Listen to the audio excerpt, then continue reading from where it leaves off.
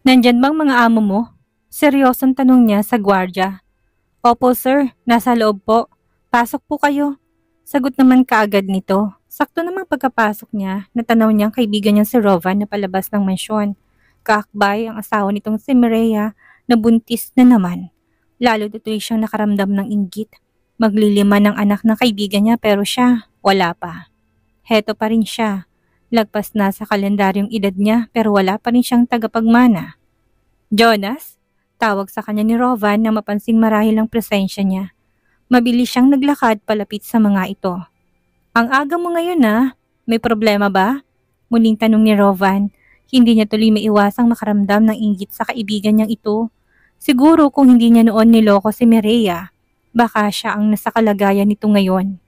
Baka masaya na siya at siya sanang may mga anak na ngayon. Kaya lang, gago siya dahil pinakawalan niya ang isang pambihirang babae. Well, tapos na yon at kailangan nang mag-move on.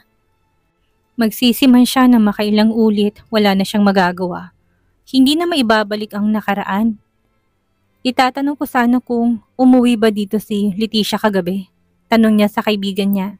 Kaagad namang nagsalubong ang kilay ni Rovan. Halata din na nagulat to sa tanong niyang yon. Si Leticia? Ang pinsan kong si Leticia? No, hindi. Simula nung nag-live-in kayo, hindi na nagpakita ulit sa amin ng babaeng yun. At saka, never yung natulog dito, saka simula nung bumalik ng Pinas. Ang babaeng yung isang beses pa lang siyang dumaan dito sa bahay. Ani naman ni Rovan sa kanya. Hindi niya tuloy mapigilan ang makaramdam ng inis kay Leticia. Saan ba naglalagi ang babaeng yun tuwing hindi to nakakauwi ng bahay at bakit kahirap nitong hagilapin ngayong umaga? Ganun ba? Magdamag siyang hindi umuwi kagabi at hindi ko alam kung saan ko siya hagilapin. By the way, thank you bro. Alis na ako. Wika niya at akmang aalis na sana siya. Nang bigla siyang tumigil, muli siyang humarap kina Rovan at Mireya at pilit na ngumiti. Pwede ko bang makausap si Mireya bro? Tanong niya dito. Akbay nito si Mireya at pwede niya namang direktang kausapin ng babae pero bilang respeto na rin kay Rovan, dito na lang siya nagpaalam. Baka kasi kung ano na naman ang isipin ng kaibigan niyang ito sa kanya eh. Bakit? Halatang pagiging mataray sa boses ni Mireya sa kanya. Hindi niya nalang pinansin yon, lalo na't alam niya kung anong dahilan kung bakit mainit ang ulo ng babae sa kanya. Gusto ko lang sanang itanong sa'yo kung nasaan nakatira ngayon si Jasmira. Sagot niya, napansin niyang kaagad na pataas ang kilay nito. Nakahalukip-kip na tumititig sa kanya bago umiling-iling. Ang kapal naman ng mukha mo para hanapin sa akin si Jasmira. Hindi ba't hiwalay na kayo ng kaibigan ko? Mataray nitong sagot sa kanya. Napansin niya namang pilitong pinapakalma ni Rovan. Buntis at ang mga buntis ay bawal daw ma-stress. Bro, bakit mo ba hinahanap si Jasmira? Okay na kay ni Leticia, kaya sana mag-stick ko na lang sa kanya. Alam mo, hindi ko alam kung sino sa dalawang babaeng papanigan ko para sa'yo eh. Alam mo naman na pinsan ko si Leticia and the same time, best friend ng asawa ko si Jasmira. Seryosong sabat naman ni Rovan. I know, at alam ko hindi appropriate tong tanong ko dahil hinahanap kong dalawang babae sa inyo at the same time. Kaya ko lang naman hinahanap si Jasmira ngayon dahil gusto kong ibigay sa kanya ng tuluyan ng bahay na tinitirahan namin dati. Hindi ma-process sa mga dokumento hanggat hindi siya pumipirma. Pagdadahilan niya, well, actually, yun talagang dahilan pero mas gusto niya din kasing makausap si Jasmira. Gusto niyang makita mismo ng dalawa niyang mga mata na ayos na to, na naka-move on na ito sa ginawa niyang panluloko dito. Hayaan mo na si Jasmira. Alam mo naman siguro na masyado nasaktan ng kaibigan ko sa ginawa mong panluloko sa kanya, di ba? Dapat kasi hindi mo na lang siya niligawan kung hindi ka rin lang naman sigurado sa kanya. Yamot na sagot ni Mireya at pagkatapos sabihin ng katagang yon, nag-walk out na ito. Tsk, kita mo yung ginawa mo. Naka bro, tigil-tigilan mo na yung ginagawa mo. Kung kay Leticia ka, focus mo na lang sa kanya yung buo mong atensyon. Hayaan mo na si Jasmira, intindihin mong sitwasyon niya. Alam nating dalawa na sa lahat na nangyari, si Jasmira ang pinakadehado sa lahat. Seryosong wika naman ni Rovan sa kanya. Tinapik pa siya nito sa balikat bago ito naglakad sa sarili nitong sasakyan. Wala rin naman siyang nagawa kung hindi umalis na rin. Malabo pa sa sikat ng araw kausapin siya ng maayos ni Mireya tungkol kay Jasmira. Siguro nga tama si Rovan. Hayaan niya na muna si Jasmira. Hahayaan niya na muna itong tuluyan na makamove on sa ginawa niyang pananakit dito. Nasa kasarapan pa si Jasmira ng kanyang pagtulog nang bigla na lang siyang maalimpungatan sa narinig niyang sunog-sunod na doorbell. Wala sa sariling napabangon siya at nang mapasulyap siya sa orasan na nakapatong sa nightstand. Sa kanya lang napagtanto na halos alas 9 na pala ng umaga. Napasarap ang tulog niya. Pagkahatid kasi sa kanya ni Doc Gerald kagabi dito sa unit niya, naglinis lang siya ng katawan at diretso na siya ng kama. Kaagad din naman siyang nakatulog at kung hindi pa dahil sa narinig niyang doorbell, wala pa talaga sana siyang balak na bumangon ng kama. Pagkabangon niya, hinagilap niya lang ang roba at sinuot. Ni hindi na rin siya nag-abala pang magsuklay at basta na lang siyang lumabas ng kwarto at diretso sa main door para silipin kung sinong nasa labas. Jasmira! Jasmira! Hindi pa man siya nakakalapit sa pintuan ng silid, narinig niya na kaagad ang isang familiar na boses. Walang iba kung hindi si Doc Gerald kaya nagtataka siyang kaagad na binuksan ang pintuan. Doc, ang aga mo ah! Nagtataka niyang tanong dito, hindi niya mapigilan na mapatitig sa hawak nitong paper bag kung saan nasa baba niyang pangalan ng isang sikat na restaurant. Wow, kagigising mo lang? Nakangiting tanong nito sa kanya. Hindi ba obvious? Balik tanong niya rin. Niluwagan niyang pagkakabukas sa pintuan ng unit niya para makapasok to sa loob. Sorry to disturb you. Kaya lang grabe. Ang kulit ni Lolo. Alam mo bang kanina ka pa hinihintay sa opisina? Seryosong sagot nito sa kanya. Kaagad naman nalaki ang mga mata niya sa gulat. Napaharap pa siya dito kay Doc Gerald at tulalang tumitig dito. What? Bakit?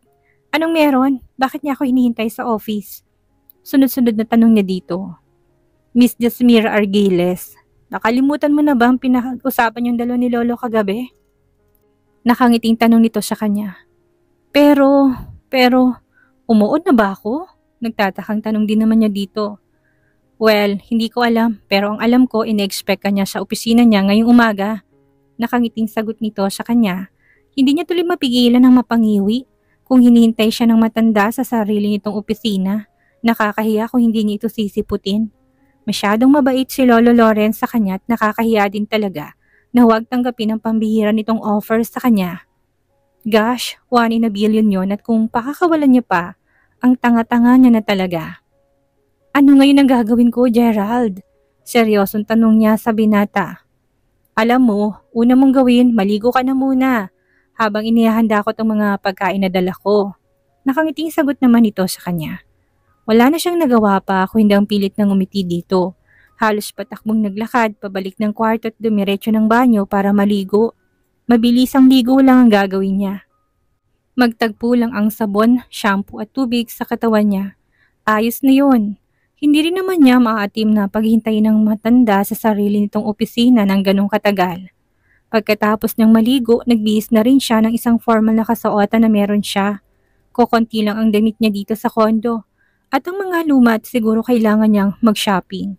Lalo na't wala na siyang balak na kunin ang mga naiwan niyang gamit sa bahay ni Jonas.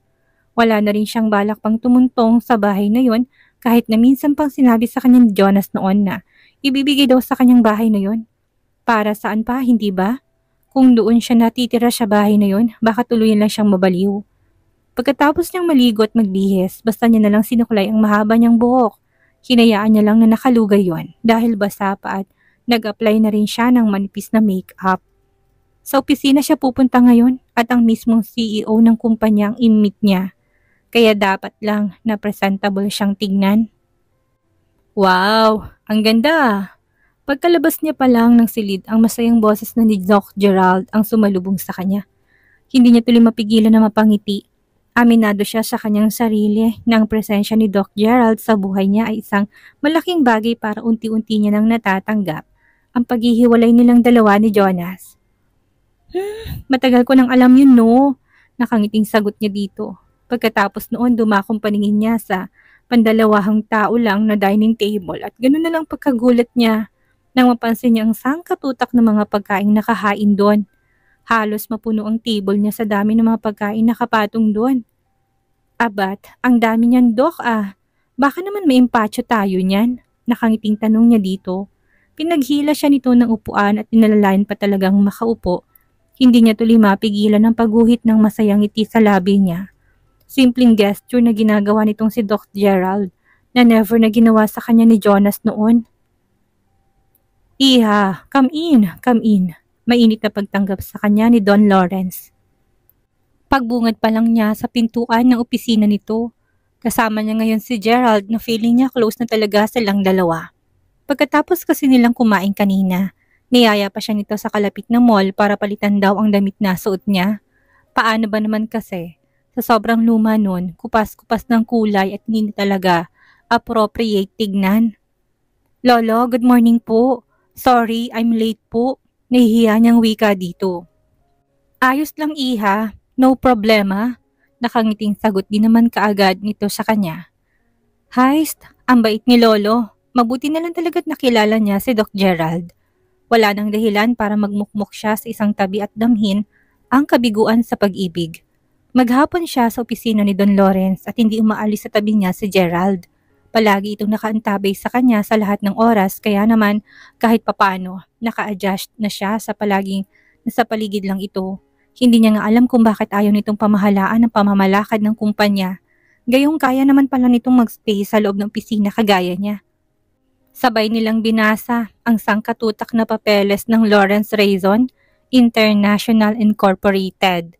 Pinag-aralan nilang produktong ino-offer nito sa mga consumers. Grabe, ang laki pala ng kumpanya na ito, Gerald. Nakangiting wika niya. Totoo naman kasi. Nag-o-offer ito ng goods and services na kailangan ng masa kagaya na lang ng personal care like shampoo, sabon, home care, foods and refreshments and other brands kasama na rin ang iba pang mga medical equipments at ilang mga pharmaceutical products, mga produktong nag-aakyat ng bilyong-bilyong profits sa kumpanya which is para kay Jasmira. Sisiw lang ang lahat.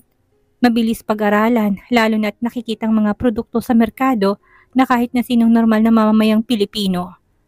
Yes, super at hindi ko alam kung paano na-handle ni Lolong negosyong to sa mahigit 5 dekada na siya na lang. Nakangiting sagot naman ni Gerald sa kanya. Matanda na si Lolo Lawrence, bakit kasi ayaw mo pa siyang pagpahingahin? I mean, alam mo yun, bakit ayaw mo siyang palitan sa posisyon niya? Nakangiting tanong niya dito. Well, bala ko naman talaga sana. Lalo na't nandito ka na. Nakangiting sagot niya, hindi niya naman mapigilang mapairap.